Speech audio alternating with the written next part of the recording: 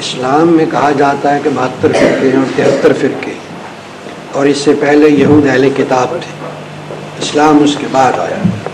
کیا یہود میں بھی اتنے ہی فرقے ہیں؟ اور کیا یہ میں سمجھنے میں غلط ہوگا کہ اسلام میں اتنے فرقے صرف اس میں اجتہاد کی وجہ سے ہوئے؟ کون سی کمی تھی اسلام میں جس میں اس میں 73 فرقے والی حدیث ہے، اس میں تو بات واضح ہے بالکل کہ رسول اللہ صلی اللہ علیہ وسلم فرما رہے ہیں کہ یہود کے 72 فرقے ہو گئے، تو اس لیے یہ پوچھنے کا تو مقصد ہی کوئی نہیں کہ 72 ہیں یا نہیں ہیں، جب رسول اللہ صلی اللہ علیہ وسلم نے فرما دیا ہے تو آمنا و صدقنا کہنا چاہیے۔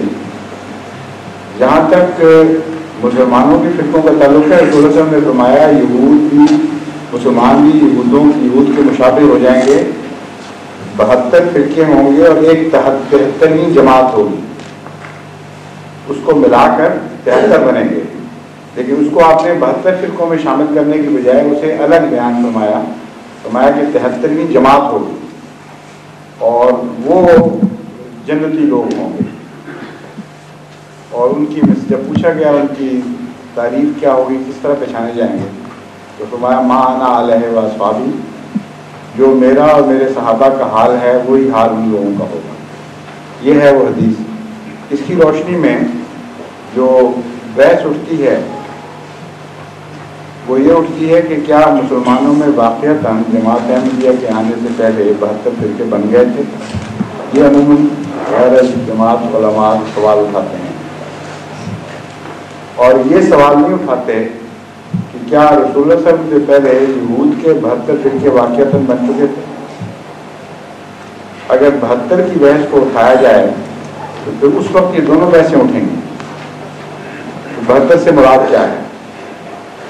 اگر گن کے یہود کے 72 فرقے بیان دکھائے جا سکتے ہوں تو پھر یہ مطالبہ درست ہے کہ مسلمانوں کے بھی گن کے 72 فرقے دکھاؤ۔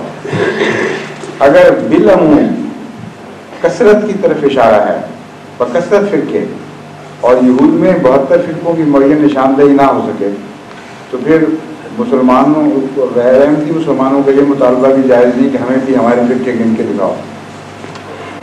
دوسرے یہ جو فرقوں والا مضمون ہے، اس کے اوپر الملل والنحل میں جو ایک بڑے عالم کی کتاب ہے اس میں روشنی ڈالی گئی ہے، فرقے گنے گئے ہیں، اور وہ بہت پہلے سے لکھی ہوئی کتاب ہے، اس میں 72 فرقے انہوں نے دکھا دیے ہیں واقعتاً، لیکن اس کو بنا کر کے جماعت احمدیہ کو استدلال نہیں کرنا چاہیے، کیونکہ اگرچہ رسمی طور پر تو آپ سوال کرنے والے کا منہ بند کرا سکتے ہیں کہ دیکھ لو نہر میں 72 فرقے آ گئے ہیں، لیکن یہ واقعہ بات درست نہیں ہے، کیونکہ مختلف وقتوں میں فرقوں کے اضافے ہوتے رہے ہیں اور مختلف وقتوں میں بعض فرقے مٹتے بھی رہے ہیں، بالکل ان میں سے کچھ بھی نشان باقی نہیں رہا۔ اس لیے اس جھنجٹ میں اگر آپ پڑ جائیں تو کبھی بھی مسئلہ حل نہیں ہو سکے گا۔ اس کی وجہ یہ ہے کہ جس وقت ملل و نحل کتاب لکھی گئی اس وقت اگر 72 فرقے تھے تو بعد میں اور بھی تو ہوئے، بنتے چلے گئے۔ اہل قرآن کا فرقہ اس وقت نہیں تھا جو بعد میں وجود میں آیا، مثلا اور بھی متفرق فرقے ہیں جو بعد میں پیدا ہوتے رہے۔ میں یہ نہیں کہہ سکتا کہ ملل و نحل کتاب وہابی فرقہ سے پہلے لکھی گئی تھی، بعد میں غالباً پہلے تھی، تو پھر وہ فرقہ وہابیہ بھی اس کے بعد بنا۔ تو سوال یہ ہے کہ 72 کے 73 نہ ہوئے بلکہ 74 75 76 اور بہت سارے بن گئے، تو پھر اس حدیث کی کیا حیثیت رہے گی، یہ سوال اٹھ جائے گا۔ تو اس کا عمومی جواب تو یہ ہے کہ بعض دفعہ عربی میں 70 کا لفظ، 72 کا لفظ، 80 کا لفظ، اس قسم کے اور الفاظ کثرت کی طرف اشارہ کرنے کے لیے بولے جاتے تھے، اور اس سے یہ مراد نہیں تھی کہ میں نے ہی گن کر 80 سال یا 72 سال یا 70 سال یہ ہوں گے۔ تعداد سالوں کے علاوہ بھی استعمال ہوتی ہے۔ اللہ تعالیٰ رسول اللہ صلی اللہ علیہ وسلم فرماتے ہیں کہ اللہ تعالیٰ 70 مرتبہ فلاں شخص پر رحمت نازل کرے گا، 70 مرتبہ بخشے گا، 70 مرتبہ یہ کرے گا۔ تو اس کا یہ مطلب تو نہیں کہ اللہ گن کے پوری دفعہ 70 دفعہ بخشیں کرتا ہے، یہ محاورے ہیں صرف، اور حقیقت میں کثرت کی طرف اشارہ ہے۔ حقیقت میں پوری طرح ایگزیکٹلی گن کر آپ ثابت نہیں کر سکتے۔ اور ایک اور پہلو یہ ہے، جیسا کہ میں نے اشارہ کیا تھا، اگر فرقے بڑھتے ہیں تو کچھ مٹتے بھی ہیں، کانسٹنٹ پروسیس ہے۔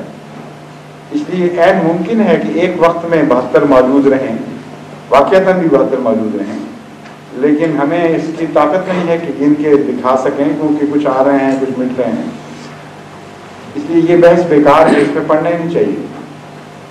دیکھنے والی بات یہ ہے کہ فرقوں کی کثرت ہوئی ہے کہ نہیں، اور اسی طرح ہوئی ہے کہ نہیں جس طرح یہود کے فرقوں کی کثرت ہو گئی۔ اگر یہ کثرت کسی کے لیے کافی نہیں ہے کہ وہ حدیث کے پورا ہونے کا وقت آ گیا ہے اور 72 پر زور دیتا ہے، تو پھر وہ جماعت کبھی آ ہی نہیں سکتی دنیا میں، کیونکہ 72 سے آگے نکل چکی ہے بات، 80 سے بھی اوپر نکل گیا ہوں گے اب تو پھر۔ تو جب یہ حالت یہاں تک پہنچ گئی تو جو گرنے والا ہے اس سے آپ کو پوچھنا چاہیے کہ پھر تمہاری جماعت آئی کیوں نہیں؟ اگر 72 کے بعد ہی آنی تھی اور ہمارے اوپر ذمہ داری ڈالتے ہو کہ 72 گن کے دکھائیں، تو تم گن کے دیکھ لو بشر، بات تو 72 سے کہیں اوپر نکل گئی ہے اور وہ جماعت کیوں نہیں آئی؟ اور اگر 80 پہ نہیں آئی تو آگے کب آئے گی؟ پھر جب بھی کوئی آئے گا شخص جماعت بنانے والا، تم اس سے یہی سوال کرو گے پھر بھی کہ 72 گن کے دکھاؤ، تو تم تو اس کبھی بھی ہدایت نہیں پا سکتے۔ اس لیے لفظ 72 اہم نہیں ہے، اہم حصہ اس کا وہ ہے کہ معنی علیہ واقعی۔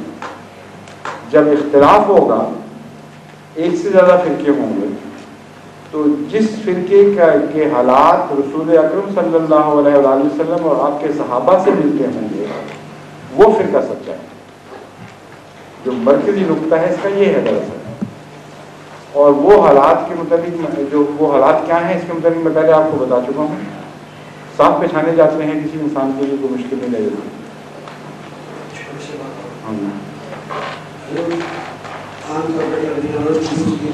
اہل سنت والجماعت اور دوسرے ہوتے ہیں اہل حدیث۔ کیا یہ جماعت کا لفظ اہل سنت والے لوگوں نے جماعت بنانے کے لیے تو نہیں استعمال کیا؟ ظاہر ہے کہ جماعت بنانے کے لیے استعمال کیا، لیکن اس کے ساتھ ہی ان کا یہ دعویٰ بھی ہے کہ وہ شروع سے ہی چلے آ رہے ہیں، 72 کے بعد نہیں بنے، اور جو رسول اللہ صلی اللہ علیہ وسلم نے خوشخبری فرمائی ہے وہ 72 کے بعد بننے والی جماعت کو خوشخبری فرمائی ہے۔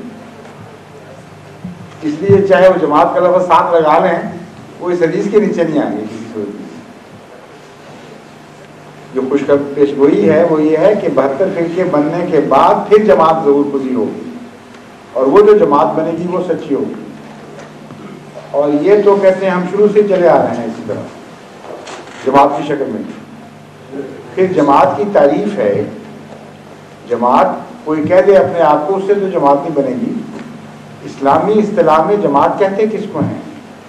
جماعت کا لفظ نکلا ہے جمعیت سے، اور جمعیت کے لیے ایک نیوکلیس ہونا ضروری ہے، ایک مرکز، ایک امام۔ وہ کسی کو نصیب ہی نہ ہو تو جماعت کیسے بن جائے گی؟ جماعت کے لیے امامت یا خلافت ضروری ہے، اس کے بغیر کبھی جماعت نہیں بن سکتی، پھر کیا ہی رہے گا۔ اس لیے اگر کسی جماعت کوئی جماعت کہلاتی ہو اور اس کے مسجدوں کے امام آزاد ہوں، ہر شخص اپنی کہہ رہا ہو، اپنی منوا رہا ہو، اور متفرق ہوں اور پھیلے ہوئے ہوں، اور کوئی اجتماعیت نہ پائی جائے، کوئی یکجہتی نہ ہو، کوئی ایک قبلہ نہ ہو، کوئی ایک امام نہ ہو جس کے اوپر وہ پورا یقین رکھتے ہوں کہ خدا کا نمائندہ ہے یہ ہم نے، ان علامتوں کے بغیر جماعت کیسے بن سکتی ہے؟ اس لیے اہل سنت و جماعت جو کہلاتے ہیں ان سے آپ پوچھ کے دیکھ لیں، وہ تو آپس میں ایک دوسرے کے علماء کے ساتھ بھی اکٹھے نہیں ہوتے، آپس میں ان کے اختلافات، لڑائیاں، جھگڑے اور بنیادی مسائل پر اختلافات، اتنے بنیادی اختلافات کہ اگر ایک سچا تو دوسرا ہو ہی نہیں سکتا، تو پھر وہ جماعت کس طرح کہتے ہیں اپنے آپ؟